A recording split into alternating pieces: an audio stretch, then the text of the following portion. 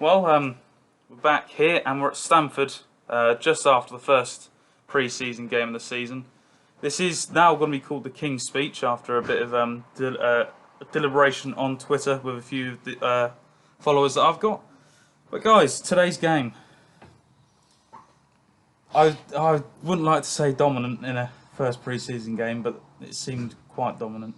Yeah, I was actually impressed really how sort of quickly we grabbed the mantle this afternoon and sort of went about the job, considering that Stamford had played a game, I know, against Peterborough United, hadn't they, in the week, and they were probably a game ahead of us. Today was all about, I suspect, and I think it was, from my point of view, I'm sure Ian Culverhouse thinks the same, of getting minutes into legs on the pitch. I mean, we've just done an interview with him, haven't we, and he's sort of said he's not worried about the result, but I still think it's nice just to get a win and go out and achieve. But no, you're right in that assumption.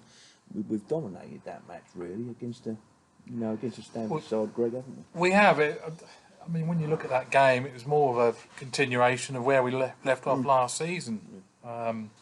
Both teams, which we've put out, both halves have really looked very composed on the ball. We kept it really well. We've played some excellent football.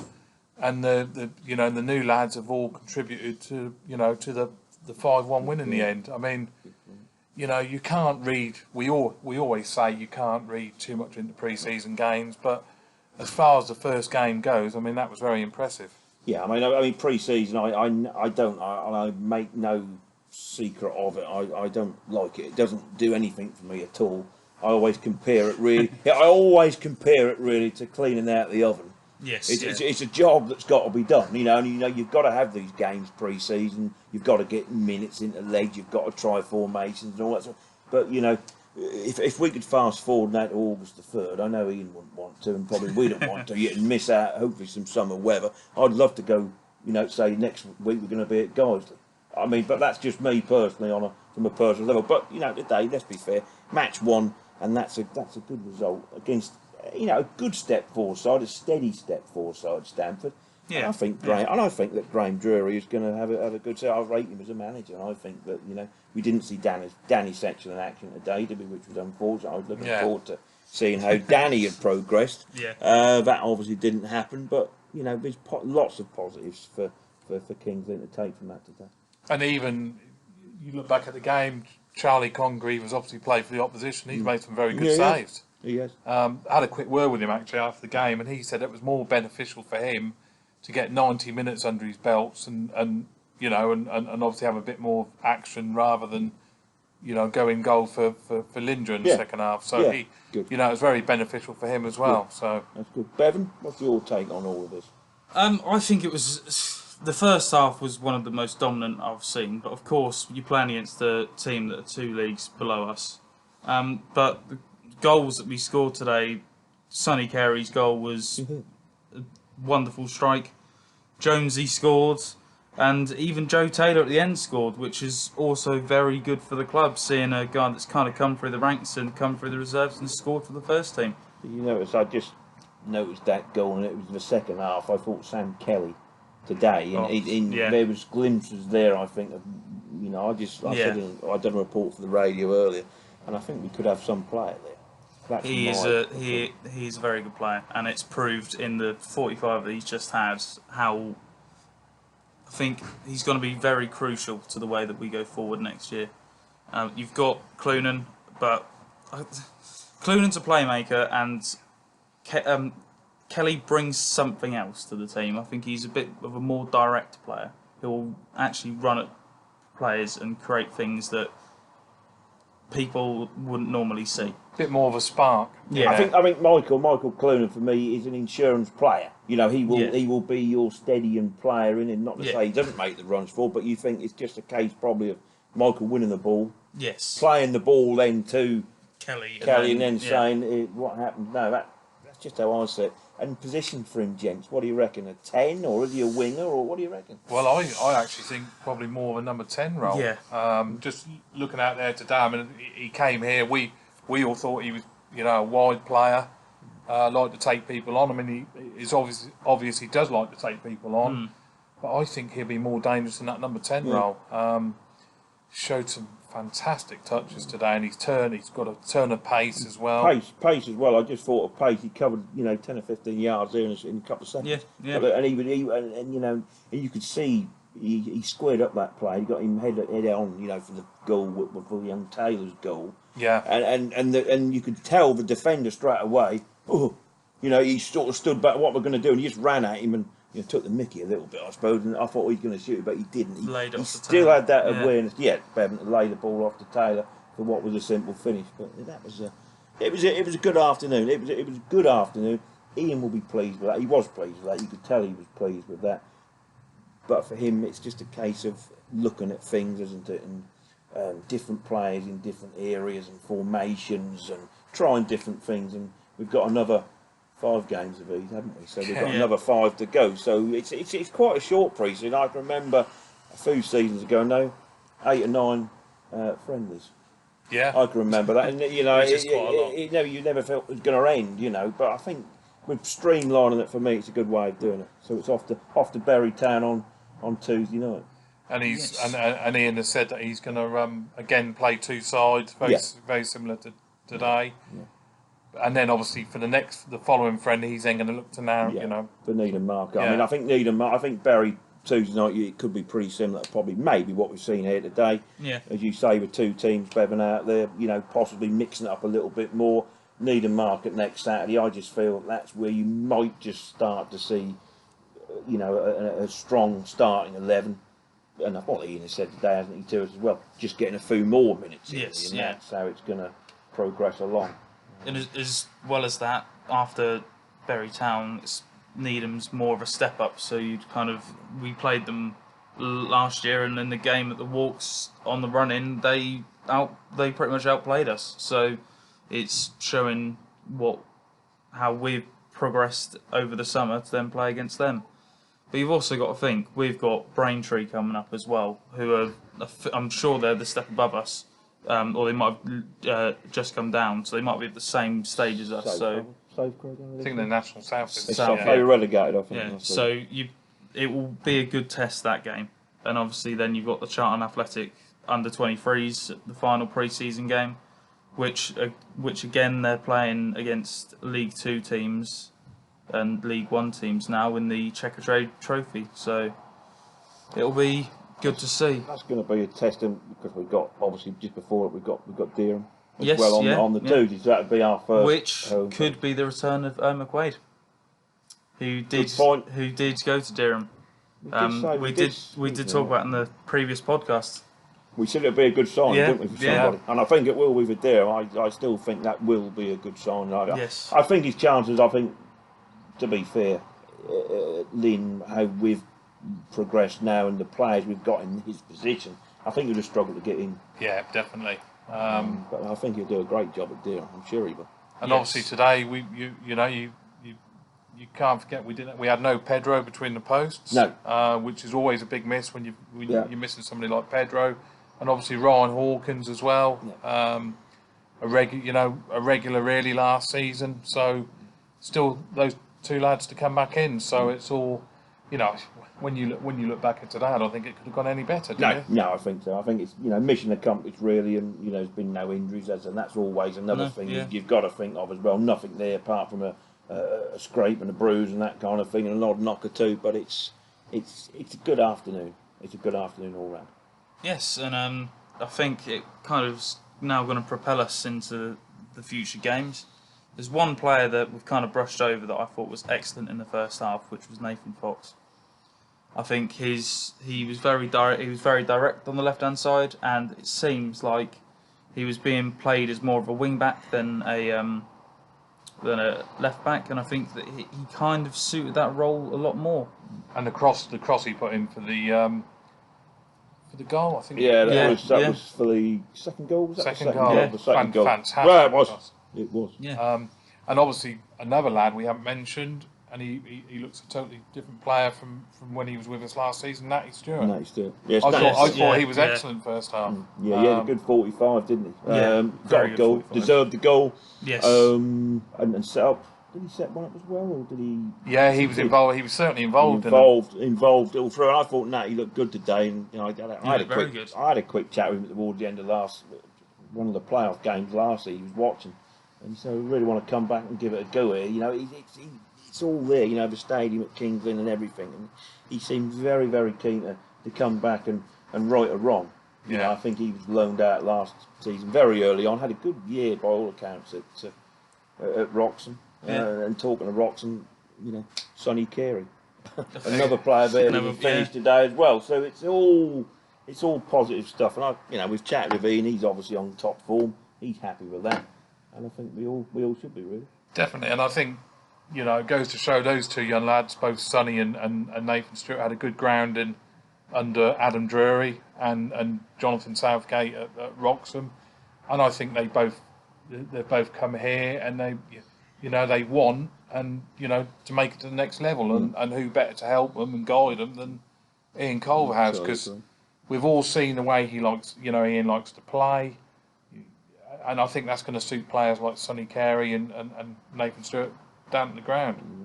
I think it will. But we haven't really mentioned, of course, we've had the interview with Ian. There was a lot of trialists as well today playing for the club. Obviously, we don't know much about them at this stage. But obviously, Ian said that he's trying to look for some more players to kind of add some depth to the squad. But as well as that, you've got the players coming through from the reserves that have done a decent job as well. So the future looks bright. But as we have said, it's going to be a tough year next year. Well, this year now. And I think it'll be one of those seasons where we're grinding it out towards the bottom. But we've got the team, I think, that we can stay up with. I think so. I mean, we had a chat, Greg, didn't we, coming over today in the car, and we always get the questions thrown into the sort of pot. What do you think? And we were saying, weren't we, 10th halfway, get the flags out, get the bunting out. Anything above that it's a day's holiday.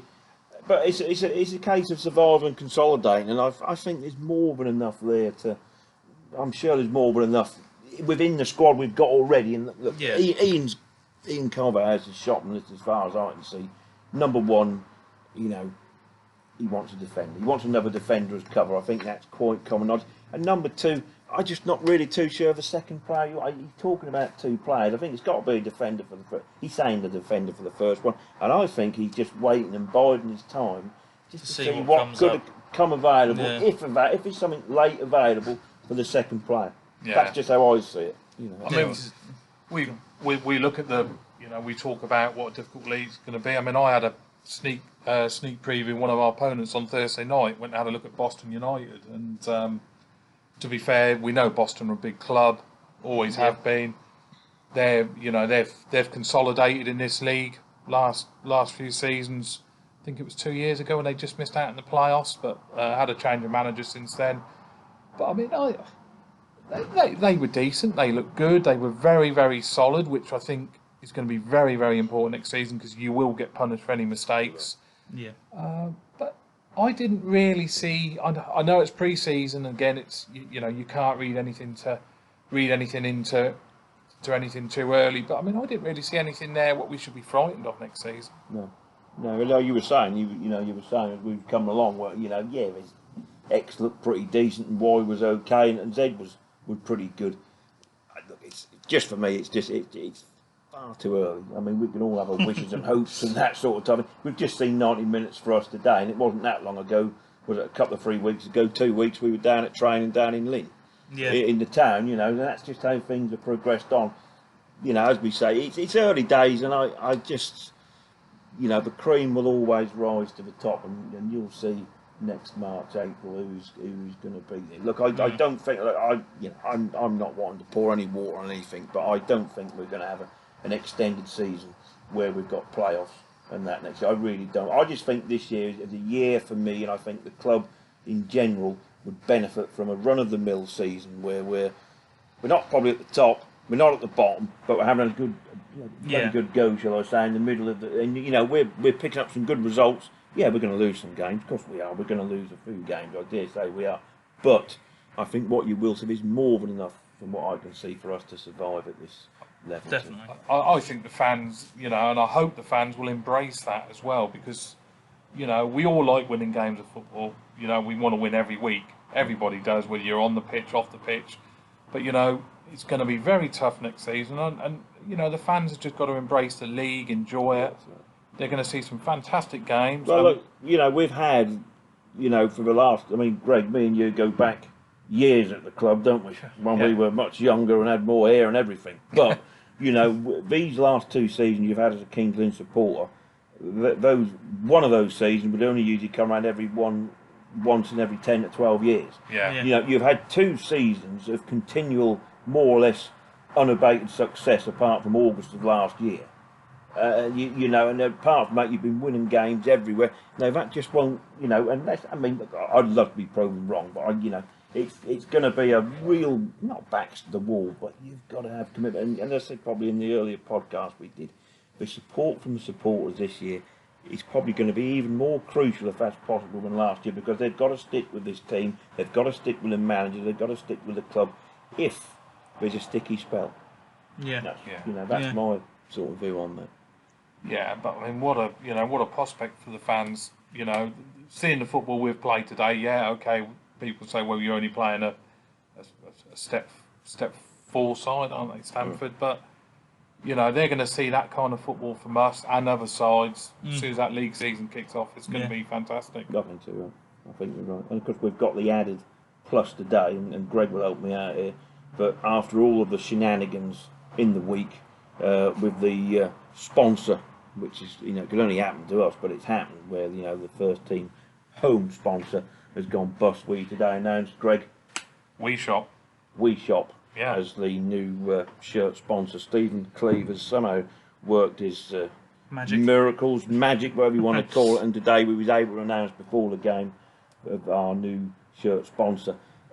It's a shame how the story broke, because the plan was, yes, we did know there was problems with the previous sponsor, but we was hoping to announce the new sponsor and say why they'd replaced our last sponsor in one hit. That was the original plan, but as often does happen in these situations, the news crept out before, and of course we were left with a little firefighting exercise, which I think hopefully has now put the flames out with the announcement of the new sponsor, which again, Stephen, even though he's away on holiday, has worked somehow miracles to get a shirt sponsor in, and we look forward to working with them as the season progresses. Definitely, and what a season to be first team, home shirt sponsor back in the national north.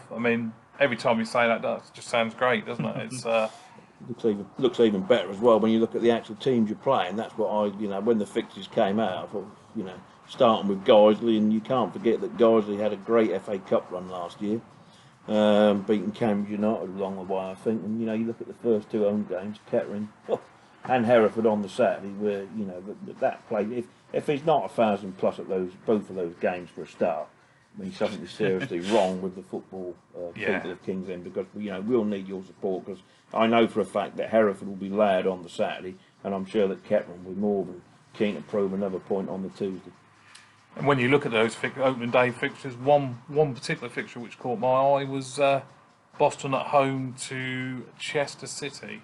That'll be a big game. And Altrincham, I think the other big one was Altrincham against York, was it? I believe. I think that's one. If memory serves me right. And those 2 are going to be up there at the top by the end of the season. So and you'd expect all those 4 clubs to be, in the top 8 next season. Definitely. Obviously we'll touch on that in a future podcast, but they were the early games, and obviously our game at Guiseley, because obviously it's a big day for us.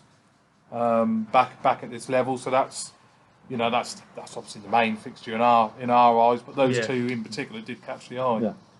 And it's the same end to next season as it is this that's just gone, with a long trip up north to Darlington on the last day of the season, which will be pretty much a 12-hour round trip, longer than Warrington, but kind of wanted that one out of the way early on, but we've got it the last day of the season. I thought it would have probably come earlier actually on. I thought it might have been, I had a little feeling that it would have been probably the opening fixture. I think there's always a little tendency to try and get some long ones out of the way quite early. but we've got Guiseley, which is I think 140, 142, 143 miles Yeah. one way, sort of 280, 290 round trip. No, That's 290. Leeds, isn't it? Yeah. Yeah, a 290 round trip for us really next year is that's a piece of cake really. Yeah. So we'll take that, but no, we've got to play all these teams, haven't we? Yeah. I don't suppose it makes any difference at all. And they've also got to travel down to us, so It's going to work both ways. Yeah. Darlington coming to us at the end of August on probably a hot day. They might not be too keen on that. No. But, you know, there's all these things to take in. But, you know, who would have thought that come August last year, oh, yeah, we've got Darlington coming next August Yeah. to the Walks. You wouldn't Yeah. have thought that, would you? Well, but no. we have. After the start we made, you'd have just Yeah. they'd have thought we were bonkers, wouldn't they? They would. Let's be They honest. would, and we felt bonkers sometimes watching some of that. But that's another story for another day. I think. That seemed a million miles. This Oh, level of it does. football was a million miles away. Yeah.